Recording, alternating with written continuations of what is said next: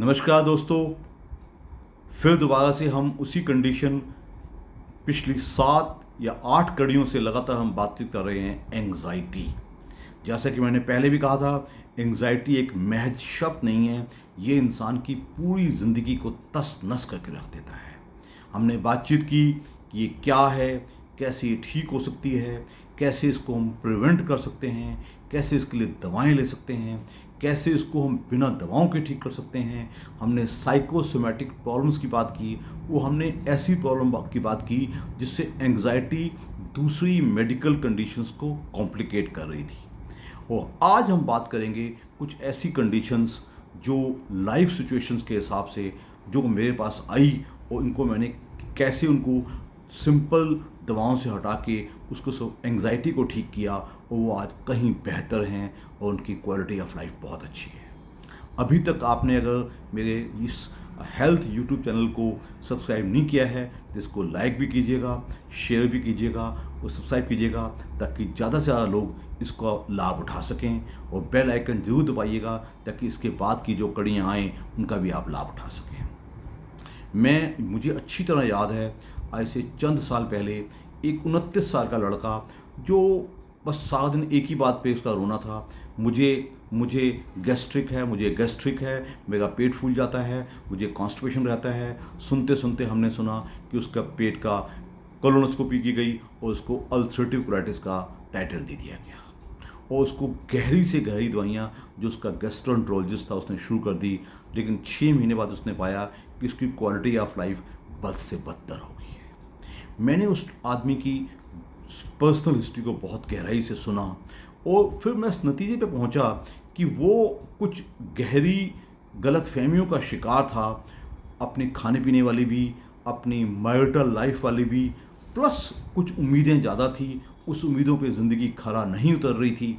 तो उसको मैंने बैठ के उसको अच्छे से उसकी एंग्जाइटी को ठीक करने के लिए उसकी अच्छे से काउंसलिंग की, साथ में उसकी जो दवाई जो चल रही थी वो कम कर दी, उसकी एक्टिविटी बढ़ाई, उसको पानी ज़्यादा पीने के लिए कहा, उसको फाइबर डाइट ज़्यादा लेने के लिए कहा, उसको सिंपल मील्स के लिए कहा, उसको बाहर के जंक फूड और आउटसाइड फूड और स्ट्रीट फूड बंद किया।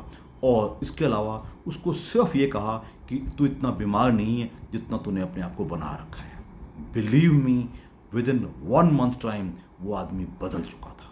उसकी सारी अल्सरेटिव कोलाइटिस की दवाइयाँ बंद हो चुकी थी।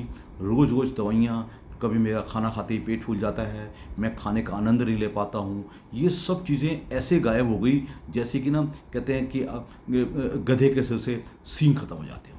तो मैं इसको देख के और एक और केस का मैं जिक्र करूँगा। एक ऐसा इंसान जो दिन रात एक ही बात कहता था, डॉक्टर साहब मेरा दिल बहुत धड़कता है, मेरा दिल बहुत धड़कता है, मुझे हर छोटी छोटी बात से घबराहट हो जाती है। और प्लस कई कार्डियोलॉजिस्ट को उसने दिखाया, किसी कार्डियोलॉजिस्ट ने कुछ लिखा, किसी ने कुछ लिखा, और मैंने उसको अच्छे से देखा, उसके बेसिक पैरामीटर देखे।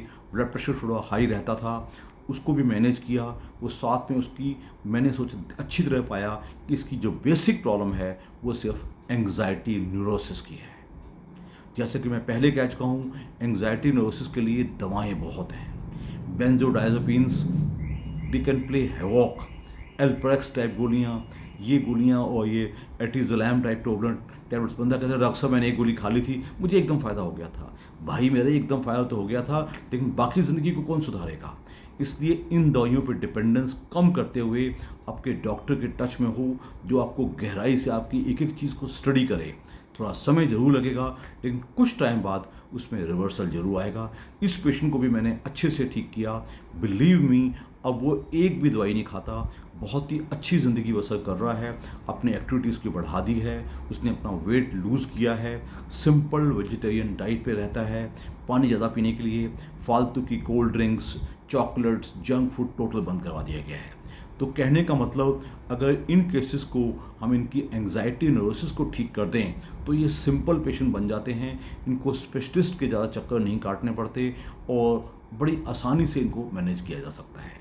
अगली कड़ी में मैं ऐसी 2-4 केस और डिस्कस करूँगा जिससे आप अपने आप को आइडेंटिफाई कर पाएंगे, वो अपनी मदद कर पाएंगे, वो अपने आप को बेहतर ठीक कर पाएंगे। बहुत बहुत धन्यवाद।